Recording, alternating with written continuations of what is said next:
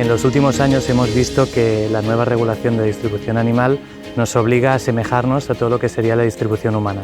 Esto implica tener unos estándares de almacenaje superiores y esto pues ha representado un aumento significativo en lo que sería el consumo eléctrico para Distrivet.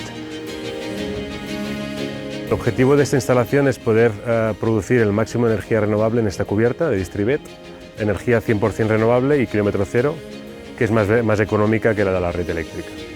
Dadas las características de esta cubierta, hemos optado por una estructura autoportante, lo que permite no agujerear la cubierta, y con orientación este-oeste, para aprovechar mejor la superficie y así también aplanar más la curva de generación.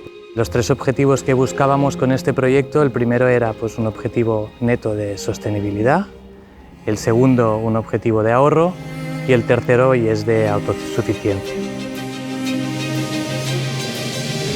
La instalación consta de 1.230 paneles fotovoltaicos que suman un total de 566 kilovatios pico, lo que genera prácticamente el 100% de la electricidad que consume Distrivet. Con esto se consigue una reducción de emisión de CO2 de 170 toneladas al año. La instalación incorpora baterías de la marca Sonnen, que es el principal fabricante alemán de baterías de litio, tecnología LFP, es la tecnología más segura. Gracias a estas baterías, Distrivet puede consumir durante la noche y los fines de semana el excedente que ha tenido durante el día. Todo el impacto a nivel operativo ha sido nulo. No hemos sentido en ningún momento ningún problema, no hemos sentido ningún cambio. Independientemente sea cual sea la fuente, a nivel operativo tenemos una estabilidad total y un control total sobre la situación.